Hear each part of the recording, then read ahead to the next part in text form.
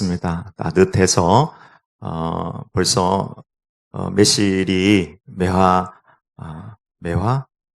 꽃인데 매실나무가 꽃을 피우고요. 또 다른 꽃들도 이제 움을 트기 시작하고 옥련도 곧 터질 것 같은 그런 상태인데 방심하면 안 돼요. 또다시 겨울이 왔어요. 그래서 오늘 하고 또 내일 하고 모레까지 좀 영하로 떨어지고 춥다고 합니다. 국내에서는 코로나 바이러스 환자가 더 이상 이제 생기지 않고 집으로 돌아가고 또 회복하고 있지만 아직 중국은 여전히 많은 확진자, 사망자들이 생기고요. 일본은 그 크루즈선 외에도 저 위쪽 홋카이도부터 저기 오키나와까지 여러 군데 여러 사람들이 지금 더 확진이 되고 있고 동남아도 지금 전혀 알 수 없는 상태에 있습니다. 그래서 방심하면 안 돼요. 언론은 약간 방심하는 것 같아. 방심하면 안 되고 이때일수록 더 개인위생 철저히 하고 잘 경계하고 기도해서 이 시기들 우리가 잘 지나가기를 원합니다. 오늘 본문에는 상승 곡선을 타는 집안이 나오고 또 하양 곡선을 타는 집안이 나옵니다. 한 집안은 점점 좋아져요. 가족도 좋아지고 행복도 늘어나고 인구도 늘어나고 자녀도 늘어나고 모든 것이 올라가요. 근데 한 집안은 왕의 집안인데 반대로 돈도 명예도 행복도 사람들도 많았는데 점점 줄어드는데 마치 모래시계에 모래가 빠져나가듯이 뭐가 자꾸 빠져나가가지고 점점 약해지는 집안이 나와요. 느리지만 서서히 올라가는 집안이 있고 느리지만 조금씩 내려가서 오랜 시간이 지나고 난 다음에 보니까 저기 바닥에 떨어져 있는 집안이 있는 것입니다. 성경은 너희들은 창대하라. 시작은 미약하지만 나중은 심히 창대하리라. 너희의 상황이 아무리 마른 뼈 같은 상황이어도 회복될 것이다. 이스라엘의 군대가 될 것이다. 30배, 60배, 100배의 역사들이 일어날 것이다. 하나님을 믿는 하나님의 백성은 위로 상승하는 곡선을 따라 나가는 것입니다. 우리의 상승 곡선은 우리가 생각하는 것처럼 행복도 늘어나고 물질도 늘어나고 모든 것이 늘어나는 단순한 그것만을 의미하는 것이 아닙니다. 그것은 천국까지 이어지는 가장 중요한 것은 하나님 앞에 갔을 때에 인정받아야 되잖아요. 잘하였다, 착하고 충성된 종아. 이 세상에선 다 잘된 것 같아요. 김일성 보세요. 너무너무 잘 돼가지고 배도 나오고 그 아들도 그 손자도 지금은 죽어가지고 미라가 돼가지고 사람들이 와가지고 다 경배하는 그런 상황이지만 그가 하나님 앞에 갔을 때 하나님께서 하나님 앞에서 상승 곡선을 탈 수 있는 그런 사람인가? 결코 아닐 것입니다. 그래서 오늘 상승 곡선을 탄 다윗 집안을 한번 보면서 그 비결을 한번 배우기를 원합니다. 3장 1절에 보면은 사울의 집과 다윗의 집 사이에 전쟁이 오래매 다윗의 집은 점점 강하여지고 사울의 집은 점점 약하여 가니라. 한 집은 점점 올라가서 어디까지? 예수님까지. 아브라함과 다윗의 자손 예수 그리스도의 계본이라 하고 하나님도 인정해주는 그런 데 올라가는데 사울 집은 왕으로 출발하고 자녀들도 많고 모든 것이 많지만 점점 내려가더니 마치 비행기가 땅바닥에 처박혀서 폭발하는 것 같은 그런 하향 곡선을 긋게 된 것입니다. 첫 번째, 하나님을 경외하는 가정은 상승 곡선을 타는 것을 보게 됩니다. 하나님은 하나님을 경외하는 자, 정말 그 가운데 믿음이 있는 자는 반드시 찾아내세요. 그리고 그와 함께 하시고 그를 위해 싸우시고 최후 승리 상승 곡선으로 인도하시는 겁니다. 오늘 3장에는 이제 3장 1절부터 39절까지 전체는 안 나오지만 5장에 가면은 나오는 말씀이 있습니다. 5장 10절에 보면은 만군의 하나님 여호와께서 함께 계시니 다윗이 점점 강성하여 가니라. 하나님께서 함께 하셔서 그가 점점 강성하여 갔다. 사무엘하 8장 14절에도 비슷한 말씀이 나옵니다. 다윗이 어디로 가든지 여호와께서 이기게 하셨더라. 하나님께서 함께 하셔서 하나님께서 그로 이기게 하시고 점점 올라가도록 만드셨다.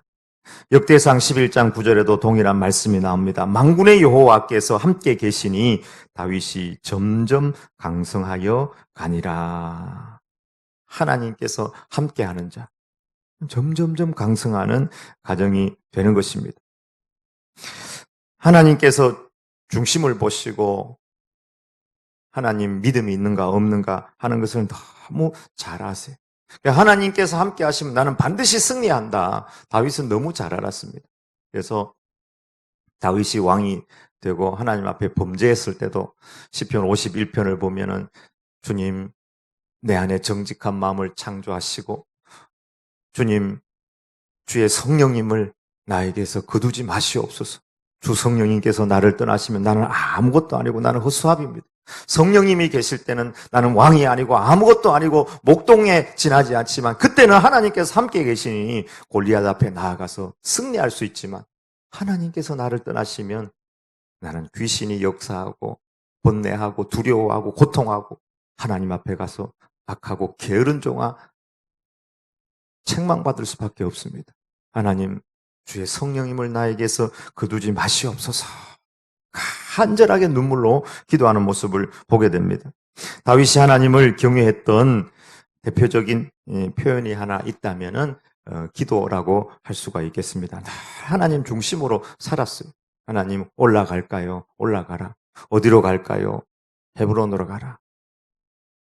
그 개인이 하나님과의 관계 속에서 통로가 활짝 열려져 있었습니다. 해바라기처럼.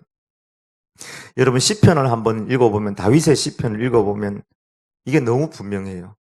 하나님을 향해서 하나님 중심이라는 것이 언제나 하나님 중심이라는 것이 그 중심이 저기 있으니까 계속 치고 올라가는 거예요. 근데 사울은 반대로 중심이 자기 중심이에요. 하나님의 말씀을 던져버리고 자기 것 챙기고 욕심 부리고 그 중심이 자기한테 있으니까 중심이 땅바닥에 있으니까 계속 위에서부터 땅바닥으로 밑으로 하얀 곡선을 긋게 된 것입니다. 내가 산을 향하여 눈을 들리라. 나의 도움이 어디서 올까? 나의 도움이 천지를 지으신 여호와에게서로다. 아무리 힘들고 어려워도 주님 바라보는 거예요. 나의 영혼이 잠잠히 하나님만 바라며 나의 구원이 그에게서 나오는도다. 오직 그만이 나의 반석이시요 나의 구원이시요 나의 요새시니 내가 크게 흔들리지 아니하리로다. 주님, 내 입술의 모든 말과 내 마음의 묵상이 생각하는 것이 하나님 앞에 연락되기를 원합니다. 다윗은 생각하는 것. 여러분 우리가 하루에 생각을 많이 한대잖아요. 3,000가지도 생각하고 2,000가지도 생각하고 대부분 염려, 두려움, 근심, 불안, 초조. 이게 들어오면 이게 나가버리고. 근데 하나님만 오직 바라보는 것. 하나님. 그냥 살아가는 것 같아도 내 마음에 뭐가 점령하고 있냐, 내 마음의 중심이 뭐가 있느냐. 다윗은 항상 중심에 주님을 두었던 것입니다. 내가 말하는 것이나 생각하는 것조차 하나님 앞에도 하나님 앞에 연락되는 예배자가 되기를 원합니다. 하나님을 향한 표대가 너무 분명했습니다. 하나님을 향하여 활짝 열려있고 하나님을 경외하는 그 가정, 그 개인은 점점점 상승곡성을 타게 돼요. 사무엘하 지금을 보고 있는데 사무엘상 전반부에도 보면은 이와 비슷한 패턴이 나와요. 하나는 엘가나 한나의 가정. 자식이 없어가지고 하나님 앞에 와서 막 울고 불고 막 하나님한테 생떼를 쓰는 거예요. 꼭 술 취한 거 비슷하게 막 주야 왜 나한테는 자식을 주지 않습니까? 내 억울함을 왜 이렇게 해결해 주지 않습니까? 엘리가 와서 보는 엘리의 가정은 뭐 위대한 가정이에요. 대제사장 가정이고 아들들도 많고 권력이 있고 모든 것이 갖춰진 가정이 너 왜 이렇게 술 먹고 교회에서 주정 부리냐? 제가 술 먹고 주정 부리는 것이 아니라 종 안에 한이 있어서 그렇습니다.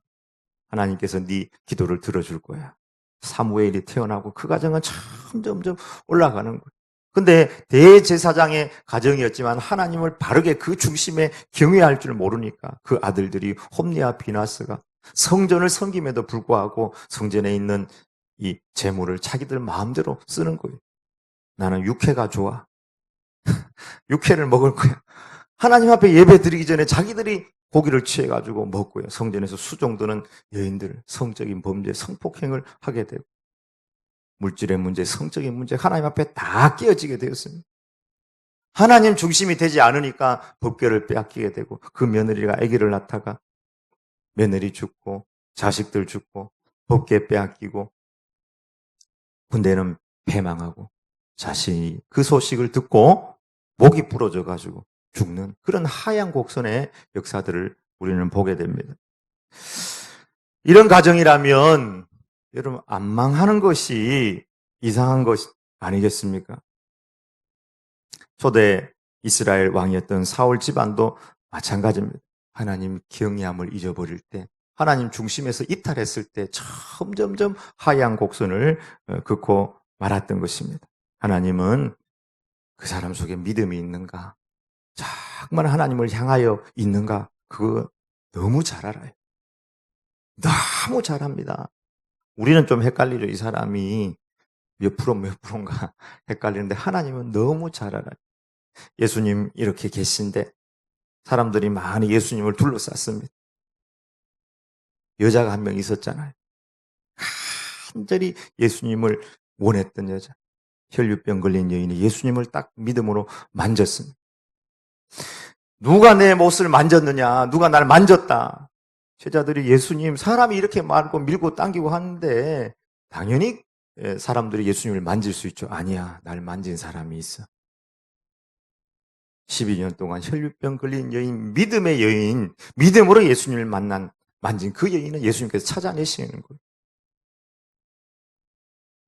여호와의 눈은 온 땅을 두루 감찰하사 전심으로 자기를 향하는 자를 위하여 능력을 베푸시나니. 자기를 향하는 자, 자기를 경외하고 경배하는 자 하나님 너무 잘 아세요. 그리고 찾으셔가지고 그와 함께 하시고 그의 편이 되어주시고 그를 점점 상승하는 방향으로. 짧게 보면은 다윗도 짧게 보면 이렇게 내려갔다가 올라갔다가 또 내려갔다 올라갔다 이런 면이 있거든요. 근데 전체로 보면은 하나님께서 그의 인생을 점점 상승 곡선으로 인도하는 것을 보게 됩니다. 하나님은 아브라함과도 함께 하시고 하나님은 요셉과도 함께 하셨습니다. 요셉과 함께 했을 때 요셉이 처음에는 바닥에서 노예였고 성폭행을 저지른 범죄자였고 지금으로 치면은 밑바닥 인생, 기생충 같은 버러지 인생. 그런데 하나님께서 하나님을 경외하며 성실하게 하나님 앞에 서 있을 때 그를 점점 높이더니 총리까지 높이고 애굽을 살리고 열방을 살리고 이스라엘을 살리고 온 열국을 살리기 위한 예수 그리스도의 모태가 되게 하는 그 역할을 요셉이 감당하게 되었던 것입니다. 하나님께서 여호수아에게도 내가 너와 함께 하겠다 그렇게 말씀하셨습니다. 두 가지 조건이 더 있었죠. 너와 함께 하겠다. 어떤 조건이었습니까? 첫 번째는 내가 지시할 땅으로 가라. 내 뜻을 붙들고 내 말에 순종해라. 두 번째는 그곳에서 하나님의 말씀을 좌로나 우로나 치치지 아니하고 그 말씀에 순종해라. 그럼 내가 너와 함께 하고 네가 어디로 가든지 형통하게 될 것이다. 형통의 삼중주. 하나님께서 우리와 함께 하시면 하나님께서 우리를 상승 곡선으로 인도하시는 겁니다. 제자들에게도 예수님께서 약속해 주셨습니다. 너희가 어디로 가든지 함께 할 거야. 언제 하신 말씀입니까? 지상 대명령 때 하신 말씀. 예수께서 나와 이르시되 하늘과 땅의 모든 권세를 내게 주셨으니 그러므로 너희는 가서 모든 민족으로 제자를 삼아 아버지와 아들과 성령의 이름으로 세례를 베풀고 내가 너희에게 분부한 모든 것을 가르쳐 지키게 하라. 볼지어다 세상 끝날까지 너희와 항상 함께 있으리라 하시니라. 한번 지켜봐라. 내가 너희와 함께 하는지 안 하는지. 언제요? 주님의 말씀 붙들고 복음 순종하며 복음 증거하는 그곳 가운데 하나님께서 함께 하시겠다 말씀하는 것입니다.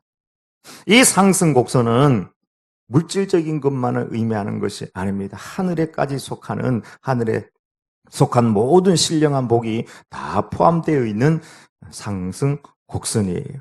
수요 예배 때 말씀드렸던 조나단 에드워드의 가정. 이분은 예수님을 신실하게 믿고 사실은 목사님이 조나단 에드워드 목사님 가르치고 영적인 대부흥을 일으킨. 그래서 이분이 지나고 난 다음에 150년 이후에 이분의 가정 가문을 조사를 했죠. 그래서 873명의 후손들이 있었는데 조사를 해보니까 총장이 12명, 교수님이 65명, 의사가 60명, 목사님이 100명, 군인이 75명, 작가가 85명, 변호사가 100명, 판사가 30명, 공무원이 80명, 국회의원이 5명, 부통령이 1명. 그저 평범하게 살았던, 직장 가지고 살았던 사람이 260명. 그런데 자기 학교 다닐 때 동창이 하나 있었는데 맥스 주크라는 동창이 있었는데 이 사람은 나중에 술주정뱅이 같았어요. 예수님을 안 믿었어요. 안 믿는 가정을 이루었습니다. 근데 자식을 낳았는데 자식은 이 집보다 더 많이 낳았어. 몇 명이 낳았냐면 총 후손이 1292명이 애기 낳다가 죽은 애들만 309명. 그 외에도 몸이 약한 사람들이 많이 낳고 거지가 310명. 애춘부가 많이 나오고 도둑이 나오고 사기꾼이 나오고 살인자가 70명. 그냥 별 볼 일 없이 평범하게 살았던 사람이 그냥 그 가문에서는 괜찮은 사람이 거기가 53명. 사회학자가 조사한 것입니다. 한 사람 조상 에드워드와 그의 친구 맥스 주커를 연구했을 때 한 가정은 점점 하늘을 향해. 아니 그 가정에서 부통령이 나고 국회의원이 났다. 이게 중요한 것이 아니라 하나님 앞에 갔을 때에 정말 의미 있는 인생, 잘하였다, 착하고 충성된 종아, 하나님 앞에서 인정받는 가정으로 상승되는 그런 가정이 귀한 가정 아니겠습니까? 근데 맥스 주크의 가정은 하나님 없이 살아서 그 후손들이 나는 이런 가정은 후손들이 많이 안 날 것 같은데 후손들이 많이 났어요. 많이 났어요. 여러분 성경 창세기부터 한번 보세요. 이게 너무 분명해요. 하나님을 잘 섬기는 믿음의 맥이 쫙 흐르고요. 하나님을 불신하는 불신의 맥이 쫙 흘러요. 근데 불신의 맥도 끊어지질 않네요. 저항하고 공격하고. 근데 여기 이 맥은 하나님 앞에 가서 인정받지 못하는 맥이 되는 것입니다. 어느 장로님 가정 이야기입니다. 서울에 있는 유명한 또 교회인데 7대째 믿음을 이루는 가정이에요. 이분은 해방되고 북한에 전쟁이 나서 내려와가지고 7대째 믿음의 가정을 이루었는데 가정에 자녀들하고 다 보니까 73명이에요. 73명. 이분이 이 장로님이 오장로님인데 가장 중요하게 여기는 것이 축복기도. 자녀들을 기도로 키우는 거예요. 그리고 10대 때 며느리나 이런 사람들한테 10대 때 자녀들을 위해서 많이 기도하고 그 다음 자녀들에게 정말 하나님을 위해서 살아야 된다. 좋은 직장 가져라 이게 아니라 어떤 직장이라도 상관없이 하나님을 위해서 살 수 있도록 그렇게 기도하는 것입니다. 이 가정은 매일 밤 10시에 가정 예배를 드린대. 그리고 성경 3장씩 꼭 읽고 이제 가문을 크게 이루어가지고 1년에 1박 2일씩 꼭 수련회, 가정 수련회를 한대. 그리고 목사님을 모시고 가정 수련회 말씀 듣고 간증 나누고 레크레이션 하고 얼마나 좋겠어요. 믿음의 가정을 이루어가지고 가족 수련회를 하는 거예요. 가족 수련회. 목사님 모시고 목사님 말씀 전하고 예배 드리고 자녀들 가정 간증하고 그 다음 레크레이션 강사 세워가지고 그리고 콩수 목사님 모시고 레크레이션 하고 이런 얼마나 좋겠어요. 이런 꿈을 가지시길 축복합니다. 저 함정 상승에서 올라가는 아니, 이 땅에서 뭐 크게 뭘 잘해가지고 뭐가 많아서가 아니라 하나님 앞에서 인정받는 가정. 제가 첫 번째 사역지에 있을 때에도 어느 권사님 가정이 있는데 이분은 예수님 믿고 제가 갔을 때 얼마 지나서 권사님이 됐는데 뭐가 있냐면 이 마음속에 영혼들을 바라보면 예수 안 믿는 사람 바라보면 너무 불쌍하다는 거예요. 이게 원래 정상이거든요. 복음 안에서 복음을 발견하고 나면 예수님 안 믿는 사람들이, 복음을 모르는 사람들이 왜 저 사람들은 복음을 모를까? 불쌍한 마음이 들어요. 긍휼한 마음. 그래서 계속해서 전도를 하는 거예요. 누가 시켜가지고 전도대 나와라 그래서 전도하는 게 아니라 이분은 그냥 자기가 전도해요. 보통 3일에서 4일, 일주일 그저 전도를 다녀요. 계속 전도해요. 그래서 전도하다가 큰 체험을 하게 되면서 그게 계기가 돼가지고 계속 전도하는데 전도하다가 일반적인 가정 아파트 전도들이 많이 막히니까 학교 전도를 해가지고 학생들을 또 막 전도를 막 계속 교장 선생님하고 연결도 하고 막 해서 전도를 막 하고 그 집에 딸이 하나 있고 아들이 하나 있는데 그 아들 딸도 다 잘 되고 뭐 세상적으로도 잘 됐는데 둘째는 목사님이 됐어요. 목사님. Y대를 나와가지고 장신대 졸업하고 해가지고 목사님이 됐는데 공을 억수로 잘 찹니다. 공 잘 차는 목사님인데 공 잘 차고 막 사역을 잘하고 요즘에도 페이스북 들어가 보니까 막 사역 열심히 하고 잘하고 그 다른 분이 그 권사님한테 묻는 거 어떻게 자녀 교육을 그렇게 잘 시켰냐고 의사를 만들고 의사 사위를 만들고 목사 만들고 유학 갔다 오게 하고 좋은 대학 우리나라 스카이 대학 나오게 하고 어떻게 했냐고 그러니 나는 한 게 아무것도 없다. 난 전도밖에 안 했다는 거예요. 하나님의 뜻을 붙들고 순종하니까 하나님께서 점점 상승하게 해주셨다. 그분의 간증입니다. 하나님 중심으로 사시길 축복합니다. 하나님 던지고 이 땅에 잘 돼도 나중에 보세요. 무슨 재벌 기업이든지 무슨 기업이든지 다 죽어. 하나님 없이 하나님 앞에 섰을 때 악하고 게으른 종아 책망받는다면 그 인생 이 세상에서 뭔가 올라간 것 같은데 하나님 앞에서 떨어져 버리는 사울 같은 가정 아니겠습니까? 하나님 앞에서 버림받으면 끝나는 거예요. 그래서 항상 하나님을 섬기는 이 중심이 분명한 가정, 가문을 이루기를 축원합니다. 두 번째, 점점점 상승하는 가정은 넓은 마음과 좁은 마음의 차이입니다. 점점점 상승하는 축복의 가정이 되기 위해서는 마음이 넓어야 될 줄 믿습니다. 다윗은 마음이 굉장히 넓어요. 태평양처럼 넓은 거예요. 누구도 품었냐 하면 오늘 본문에 나오는 요압 장군. 그다음 그 앞서는 아브넬. 아브넬은 사울 집안의 군대 장관 아니에요. 근데 군대 장관이 이스보셋하고 사이가 좀 안 좋아가지고 이제 북쪽 이스라엘을 당신에게 넘기겠다 하고 왔을 때 다 받아줘요.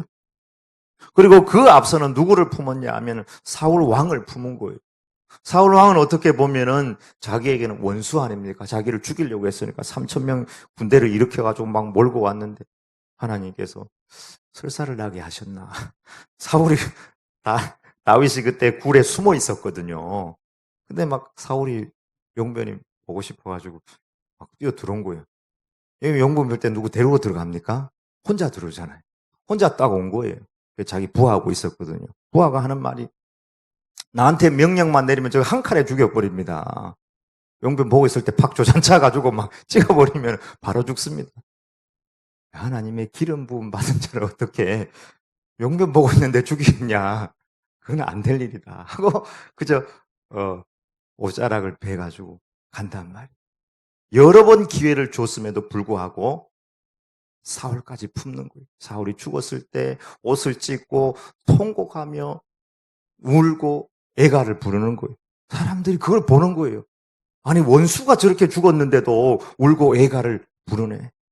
오늘도 사실은 아브넬 장군이 와서 조약을 맺고 평화 조약을 맺은 거거든요. 평화 조약을 맺고 앞으로 서서히 북쪽이 당신에게 넘어갈 것이다. 그리고 아브넬이 돌아가는데 요압 장군이 나갔다 와 보니까 아브넬이 왔다 갔다는 거예요. 아브넬이 누굽니까? 자기 동생 아사헬을, 지난주에 아사헬을 죽인 장군 아니겠습니까? 빨리 사람들을 보내가지고 아브넬에게 할 이야기가 있다. 빨리 그분을 모셔오라. 모셔오니까 칼로 찔러 죽여버린 거예요. 백성들이 다 오해를 하는 거예요. 다윗이 죽였다. 그리고 오늘 말씀에도 이 요압 장군은 다윗의 누이 스루야의 아들이에요. 다윗이 막내잖아요. 근데 이게 이제 스루야가 몇째인지 정확치가 않아요. 여형제인데 좀 누나인데 나이가 많고, 근데 여자들은 또 나이 결혼을 일찍 하잖아요. 그렇게 봤을 때 요압 장군은 조카지만 나이 많은 조카일 확률이 높거나 또 나이가 비슷하거나 자기 마음대로 못해요. 아비새도 장군이고 충성하고. 그래서 오늘 39절에 보면 내가 기름 부음을 받은 왕이 되었으나 오늘 약하여서 스루야의 아들인 이 사람들을 제어하기가 너무 어려우니. 아니, 군대 장관, 국방부 장관이 대통령 말 하나도 안 듣고 지 마음대로 아브넬을 불러가지고 자기는 다윗은 평화조약을 맺었는데 요압이 죽여버린단 말이에요. 이렇게 통제가 안 되는 사람이 어디 있어요? 그럼에도 불구하고 다윗이 아브넬을 위하여 통곡과 울고 애가를 부르면서 동시에 요압까지 품어주는 거예요. 다 품었습니다. 다 품었어요. 그러니까 점점 상승 곡선을 타고 가는 것입니다. 그러나 사울은 왜 하얀 곡선을 내려갈 수밖에 없었느냐? 그 마음이 너무 좁아요. 다윗같이 훌륭한 사람, 다윗같이 충직하고 성령 충만한 사람을 어디서 구하겠습니까? 그럼에도 불구하고 골리앗 죽이고 오니까 여자들이 문제라. 그 왜 다윗이, 사울이 죽은 자는 천천히요, 다윗이 죽은 자는 만만이라 이렇게 비교해가지고 축복을 하냐고요. 다윗은 천천히요, 사울은 천천히요, 다윗은 만만이라. 그러니까 사울 안에 좁디 좁은 사울 마음 안에 막 시기심이 생겨가지고 다윗조차도 죽이려고 쫓아다닌 거 아니겠습니까? 마음이 또랑물 같아. 그 또랑물에 담을 수가 없어요. 축복을 담을 수가 없어요.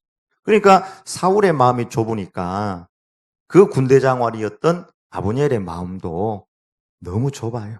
이스보셋이 이 아브넬이 잘못하거든요. 사울의 첩을 자기가 취한단 말이에요. 그건 진짜 잘못한 거거든요. 이스보셋이 한마디 하니까 팽 돌아서 버립니다. 그리고는 바로 다윗에게 가서 다윗하고 평화조약을 맺어버리는 이런 일이 있게 된 것입니다. 여러분, 우리가 살아가는 세상에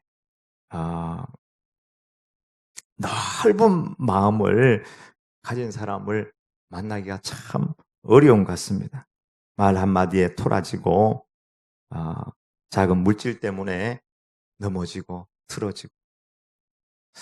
전국 고민자랑 안녕하세요. 전국 고민자랑 옛날에 나온 프로 있잖아요. 거기 보면 형제인데 10년 동안 말을 안 해요. 뭐 8년 동안 말을 안 하고. 보면은 별 문제 아닌데 말 한마디에 자기 물건 썼다고 그런 것 때문에 팽 돌아서 가지고는 8년, 10년을 말 안 하니 그 부모 가슴에 어떻게 고민자랑 전국에서 내가 최고 고민입니다. 뭐가 고민이냐? 저 사람들 자식들 마음이 좁아서. 오늘 본문에도 찾아보면은 누가 마음이 넓습니까? 아브넬이 마음이 넓습니까? 요압 장군이 마음이 넓습니까? 둘 다 막 죽이는 거. 이스보셋이 마음이 넓습니까? 아니면 지난주에 죽은 아사헬의 마음이 넓습니까? 마음은 안 넓은데 거기다가 큰 거를 담으려고 하는 거예요. 그게 뭐 이상한 거죠. 마음의 물은 막 또랑인데 거기다 고래를 담으려고 하고 참치떼를 담으려고 하고 연어떼를 담으려고 하고. 밍크고래 한 마리씩 잡으면 몇 천만 원 하잖아요. 참치떼, 연어떼가 들어오면 이게 막 부자가 되잖아요. 근데 내 마음은 또랑물인데 그게 무슨 참치떼가 들어오고 무슨 밍크고래가 들어오겠어요. 멸치는 한 2마리 들어오지. 내 마음은 또랑물인데 자, 응?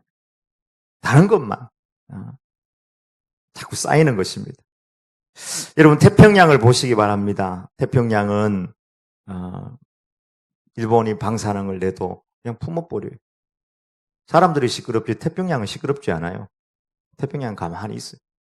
온 나라 태평양에 연하 있는 나라가 빨래하고 설거지하고 구정물 다 내보내도요. 다 받아가지고 소금으로 정화하고 생명력의 역사 막 물고기도 주고 뭐 해초도 주고 다 주는 거예요. 미역도 주고 다시마도 주고 많이 먹어라. 왜 그래요? 넓으니까. 태평양이 여기 우리 낙동강 만하다고 생각해봐요. 벌써 썩었을 거예요. 이 주변에 사람 안 살 겁니다. 썩어가 냄새 나서.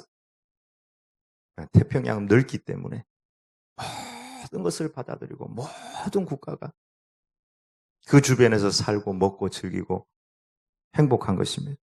넓으니까. 여러분, 넓다는 의미는 품는다는 의미일 것입니다. 태평양이 넓기는 하지만 참치도 있고 고래도 있고 연어도 있지만 태평양에는 사람을 공격하는 백상아리, 상어도 살고 막 독이 있는 보고도 살고 그 다음에 독뱀, 강한 독이 있는 이런 뱀들도 살고 못생긴 쭈꾸미도 살고 꼴뚜기도 살고 맛은 있지만 태평양은 절대로 그것들을 탓하지 않고 품는 것입니다. 넓으니까 다 품는 거예요. 여러분, 우리의 마음을 넓히지 않으면 살면 살수록 점점 하얀 곡선을 내리는 거예요. 이 사람은 이래서 안 되고 저 사람은 저래서 안 되고 이 자식은 이래서 안 되고 저 자식은 저래 못나서 안 되고 여러분 자식이라도 품지 않으면 갈랐습니다. 자식이라도. 부모 마음이 너무 좁아가지고 내 뜻대로 안 되는 거예요 이게. 공부 좀 열심히 해가지고 말이야. 부모님 마음은 빛내게 하지. 왜 내 뜻대로 이해하고 결혼을 해야지 왜 얘를 데리고 왔냐. 부터 시작해가지고. 부모라도 여러분 자식을 품지 않으면 상승 곡선이 아니라 점점 바닥으로 떨어질 수밖에 없는 것입니다. 리더의 역할, 부모의 역할은 마음을 넓게 하고 길게 보고 넓게 보고 품어주는 거예요. 저도 학교 다닐 때 보면 우리 친구들도 보면 뭐 특기도 없고 공부도 별로 못하고 그래도 지금 고향 가보면은 나름대로 회사 생활 잘하고 사업도 해서 잘 살고 있습니다.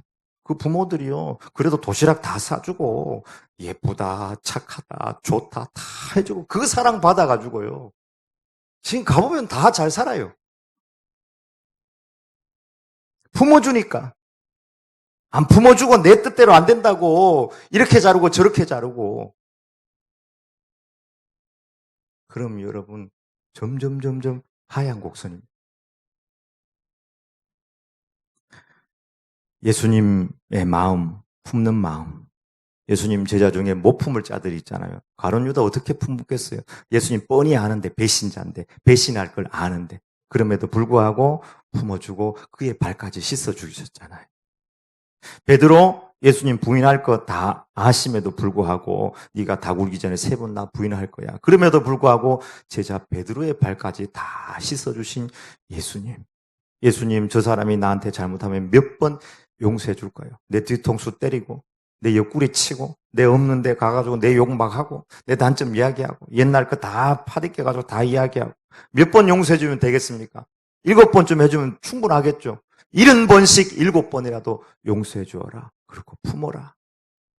그리고 십자가 위에서 자신을 못 박는 자들을 향해서 아버지 저들의 죄를 용서해 주십시오.